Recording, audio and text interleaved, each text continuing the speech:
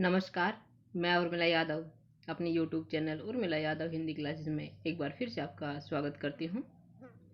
जैसा कि आपको पता है, हम भारतीय काव्य शास्त्र से संबंधित वस्तुनिष्ठ प्रश्नोत्तर कर रहे हैं। यह हमारा भाग 4 है। 3 भाग हो चुके हैं। उनके प्रश्न आपको इस वीडियो के डिस्क्रिप्शन में मिल जाएंगे। आप दिए हुए लिंक पर क्लिक करके पीछे के प्रश्नों को प्राप्त कर सकते हैं। बताने की आवश्यकता नहीं है, सभी प्रश्न बहुत ही महत्वपूर्ण हैं और जो इम्पोर्टेंट बातें आपको बताई जाएं उनको आप अपनी नोटबुक में लिख लीजिएगा ताकि आपके आगे काम आए। और बार बार आपसे निवेदन करती हूँ, पहले भी किया है अब भी कर रही हूँ, कि आप प्लीज़ वीडियो को लाइक करें, शेयर करें और यदि नए हैं तो चैनल को सब्सक्राइब भी करें। इससे सामने वाले को उत्साह मिलता है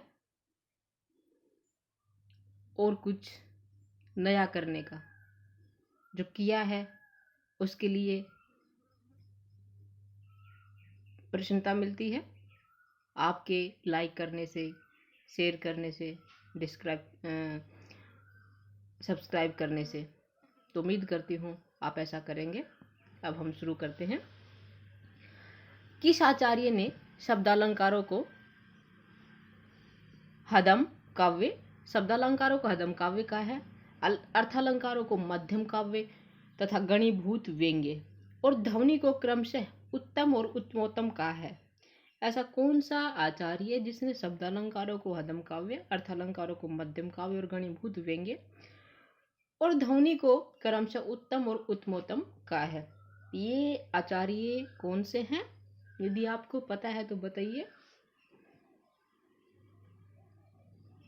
चलो मैं बता देती हूँ। इसका सही उत्तर होगा कै मम्मट, आचार्य मम्मट। अगला है, जनश्रुति के आधार पर किस आचार्य को रस का प्रवर्तक माना जाता है? जनश्रुति के आधार पर कौन से आचार्य को रस का प्रवर्तक माना जाता है? सही उत्तर क्या होगा इसका? नंदिकेश्वर आचार्य। नंदिकेश्वर आचार्य को रस का प्रवर्तक माना जाता है। यह ऐसी जनश्रुति है। अगला, स्थायी भावों की संख्या है कितनी है? स्थायी भावों की संख्या ये आप बता सकते हैं अच्छे से? बताइए जल्दी से, कमेंट बॉक्स में लिखिए इसका आंसर। क है, ख है, ग है या ग है? जल्दी लिखिए। इसका सही उत्तर होगा ग। कौन सा होगा? ग। जितने रस है उतने ही स्थायी भाव, अर्थात रसों की संख्या 9 मानी जाती है तो 9 ही स्थायी भाव है। तो क्या उत्तर होगा इसका? इसमें 9 विकल्प दे नहीं रखा, तो हम क्या बताएंगे? जितने रस है उतने ही स्थायी भाव। स्थायी भावों की संख्या 9, ये हमें पता है। तो हमारे रस भी 9 है और स्थायी भाव भी क्या है? 9 है। आगे चलते हैं। सरस्वती कंठाभरण ग्रंथ किसका है? सरस्वती कंठाभरण ये ग्रंथ किसका है, हमें ये बताना है। और इसका सही उत्तर क्या होगा? राजा भोज। राजा भोज ने लिखा था सरस्वती कंठाभरण। अगला, कविकुल कंठाभरण। ये कविकुल कंठाभरण वो सरस्वती कंठाभरण था। कविकुल कंठाभरण किस ने लिखा था ये ग्रंथ? तो इसका सही उत्तर क्या होगा? 4 विकल्प, इनमें से कौन सा सही है? दुल्लह। कविकुल कंठाभरण दुल्लह का क्या है? ग्रंथ है। अगला है, आचार्य रुद्रट ने किस रीति का आविष्कार किया? आचार्य रुद्रट ने कौन सी रीति का आविष्कार किया था? बताइए। लाटी। आचार्य रुद्रट ने लाटी रीति का आविष्कार किया। रीति का एक प्रकार मागधी किस आचार्य ने माना है? इसका सही उत्तर है ख। आचार्य राजशेखर ने रीति का एक प्रकार मागधी भी माना है। अगला है, आगे देखते हैं क्या है। रसतरंगिणी और रसमंजरी ग्रंथों के रचयिता कौन है? रसतरंगिणी और रसमंजरी इन दोनों ग्रंथों के रचयिता कौन है, ये हमें बताना है। इसका सही उत्तर होगा भानुदत्त मिश्र। रसतरंगिणी और रसमंजरी दोनों ही ग्रंथ भानुदत्त मिश्र जी ने लिखे थे। सही उत्तर है ग, भानुदत्त मिश्र। अगला है, निम्न में से कौन सा सिद्धांत आत्मवादी है? आत्मवादी सिद्धांत कौन सा है ये बताना है, ध्यान से देखिए। आत्मवादी सिद्धांत है रस सिद्धांत। छंदोमंजरी ग्रंथ के प्रणेता कौन है? छंदोमंजरी ग्रंथ किसने लिखा था? तो इसका सही उत्तर क्या है? गंगादास। गंगादास जी का ग्रंथ है छंदोमंजरी। अगला है निम्न में से किस काव्य को चित्र काव्य भी कहा जाता है? उत्तम काव्य को कहा जाता है, या मध्यम को, या फिर सर्वोत्तम काव्य को, या फिर अधम काव्य को? चित्र काव्य कौन से काव्य को कहा जाता है या कहा गया है? इसका सही उत्तर होगा घ। अधम काव्य को चित्र काव्य भी कहा गया है। अगला है सांख्य दर्शन के आधार पर रस निष्पत्ति की व्याख्या इनमें से किस आचार्य ने की है? सांख्य दर्शन के आधार पे ये बताना है कि कौन से आचार्य ने रस निष्पत्ति की व्याख्या सांख्य दर्शन के आधार पे की है। भट्ट नायक ने, या शंकुक ने, या भट्ट लोलट ने, या फिर अभिनव गुप्त ने? तो इसका सही उत्तर होगा भट्ट नायक। भट्ट नायक ने सांख्य दर्शन के आधार पर रस निष्पत्ति की व्याख्या की है। सभी का बता देती हूँ, आप लिख सकते हैं वीडियो को पॉज करके। जो आचार्य शंकुक है उन्होंने रस निष्पत्ति की व्याख्या न्याय दर्शन के आधार पर की है। किसने? आचार्य शंकुक ने। भट्ट लोलट ने मीमांसा दर्शन के आधार पर रस निष्पत्ति की व्याख्या की है। क्या है? मीमांसा दर्शन। और जो अभिनव गुप्त है इनका जो दर्शन है वो क्या है? शैव दर्शन है। अगला है कवि समय का निरूपण कवि समय का सर्वप्रथम सम्यक निरूपण निम्न से किस आचार्य ने किया? सही उत्तर क्या होगा इसका? बताइए।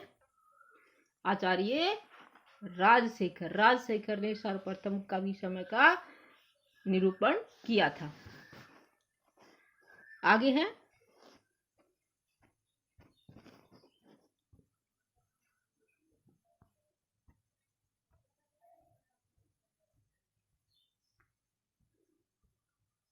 भारतीय काव्य शास्त्र में ध्वनि सिद्धांत के अंतर्गत ध्वनि शब्द का प्रयोग किस अर्थ में हुआ?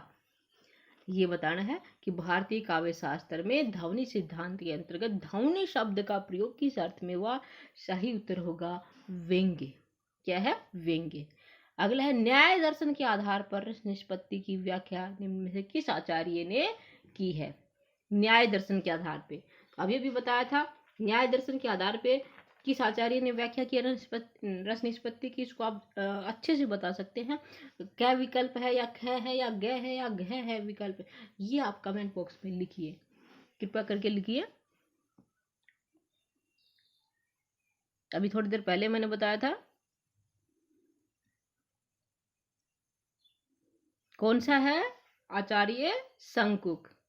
कौन सा है? क आचार्य शंकुक। शंकुक ने न्याय दर्शन के आधार पर रस निष्पत्ति की व्याख्या की है। भट्ट लोलट ने मीमांसा दर्शन के आधार पे, अभिनव गुप्त ने व्याख्या की है रस निष्पत्ति की। आगे है रस को विषयगत अनुभूति मानने वाले आचार्य कौन से हैं? रस को विषयगत अनुभूति किस आचार्य ने माना है? इसका सही उत्तर क्या होगा? ग शंकुक। शंकुक ने रस को विषयगत अनुभूति माना है। रस को विषयगत अनुभूति किसने माना है? शंकुक ने। काव्य पुरुष का रूपक खड़ा करने वाले आचार्य कौन है? काव्य पुरुष का रूपक खड़ा करने वाले आचार्य हैं रुद्रट। सही उत्तर क्या है इसका? ख रुद्रट। रस की आरोपवादी क्या है? रस की आरोपवादी या उत्पत्तिवादी व्याख्या करने वाले आचार्य कौन हैं? तो इसका सही उत्तर है भट्ट लोलट। भट्ट लोलट ने रस की आरोपवादी या उत्पत्तिवादी व्याख्या की है। उनका जो सिद्धांत है वो आरोपवादी या उत्पत्तिवादी सिद्धांत कहलाता है। आचार्य शंकुक का जो सिद्धांत है वो अनुमितिवाद कहलाता है। क्या कहलाता है? अनुमितिवाद। भट्ट नायक का जो सिद्धांत है वो भुक्तिवाद या भोगवाद कहलाता है। और अभिनव गुप्त इनका जो सिद्धांत है वो अव्यक्तिवाद कहलाता है। आगे रस के संबंध में भुक्तिवाद सिद्धांत का प्रतिपादन किसने किया? अभी बताया। आगे जो पहला प्रश्न है, प्रश्न नंबर 108, उसमें अभिनव गुप्त का भी बताया था। तो कौन सा इसका भुक्तिवाद किसका है? किसका है? अभिनव गुप्त का। किसका है? अभिनव गुप्त का। आप बताते नहीं हो। निम्न में से ध्वनि विरोधी आचार्य कौन है? हमें बताना है कि ध्वनि का विरोध करने वाले आचार्य कौन है। आचार्य हमारे पास कुंतक है, वामन है, मम्मट है, भरत मुनि है। इनमें से ध्वनि विरोधी आचार्य हैं कुंतक। सही उत्तर क्या है? क कुंतक। मैं आप सभी का बता देती हूँ। जो ध्वनि विरोधी आचार्य हैं वो हैं, आप लिख लीजिए, मुकुल भट्ट, कुंतक, धनंजय धनिक और महिम भट्ट। ये क्या है? ध्वनि विरोधी आचार्य हैं। 4 आचार्य हैं, फिर से सुनिए, मुकुल भट्ट, कुंतक, धनंजय धनिक और महिम भट्ट। ये क्या है? ध्वनि का विरोध करने वाले आचार्य, ध्वनि विरोधी आचार्य हैं। अब ध्वनिवादी आचार्य भी बता देती हूँ। ध्वनिवादी आचार्य आप लिख सकते हैं, आनंद वर्धन, मम्मट, अभिनव गुप्त और जगन्नाथ। कौन कौन है? फिर से सुनिए, आनंद वर्धन, मम्मट, अभिनव गुप्त और जगन्नाथ। ये क्या है? ध्वनिवादी हैं, ध्वनि विरोधी हैं। मुकुल भट्ट, कुंतक, धनंजय धनिक, महिम भट्ट, ये ध्वनि विरोधी आचार्य। बहुत ही महत्वपूर्ण जानकारी है, इसको आप लिखें। ये आपको काफ़ी तलाश करने के बाद मिलेगा। इसको आप अच्छे से लिख सकते हैं यहाँ से कि कौन से आचार्य ध्वनिवादी हैं, कौन से ध्वनि विरोधी हैं। अगला है, रस को चिदानंद स्वरूप चित्तवर्ती कहने वाले आचार्य कौन हैं?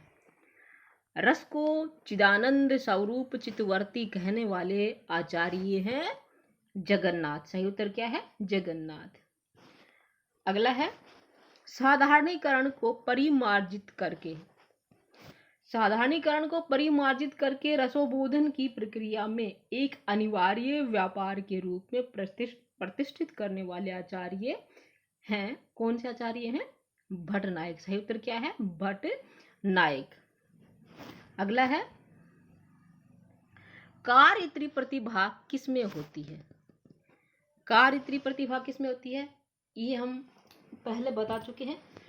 आचार्य राजशेखर ने प्रतिभा के 2 भेद किए, कार्यत्री और भावयत्री। भावयत्री प्रतिभा हृदय में होती है और कार्यत्री प्रतिभा कवि में होती है। हम पहले अच्छे से बता चुके हैं इनके बारे में। तो कार्यत्री प्रतिभा किसमें होती है? सही उत्तर है कवि में। अगला है, रस निष्पत्ति की अभिव्यक्ति परक व्याख्या किसने की? अभिव्यक्ति परक व्याख्या किसने की है रस निष्पत्ति की? ये भी पहले बता दिया, इसको आप बता सकते हैं किसने की है अभिव्यक्ति परक व्याख्या? अभिनव गुप्त ने। किसने की है? अभिनव गुप्त ने। अगला है, अर्थ विचार की वैज्ञानिक व्याख्या किसने की है? अर्थ विचार की वैज्ञानिक व्याख्या करने वाले प्रथम आचार्य कौन है? ये बताना है। सही उत्तर क्या होगा? आनंद वर्धन। अर्थ विचार की वैज्ञानिक व्याख्या करने वाले प्रथम आचार्य हैं आनंद वर्धन। अगला है, प्रतिभा को अपूर्व वस्तु निर्माण प्रज्ञा समाप्रज्ञा घोषित करने वाले आचार्य कौन है? प्रतिभा को अपूर्व वस्तु निर्माण समाप्रज्ञा घोषित करने वाले आचार्य हैं आनंद वर्धन। कौन है? आनंद वर्धन। सही उत्तर क्या है? आनंद वर्धन। आज के लिए इतना ही। हम आगे के प्रश्नोत्तर करेंगे। तब तक के लिए आप बने रहिए। उम्मीद करती हूँ सभी प्रश्न आपको अच्छे से समझ में आए होंगे। वीडियो अच्छी लगी होगी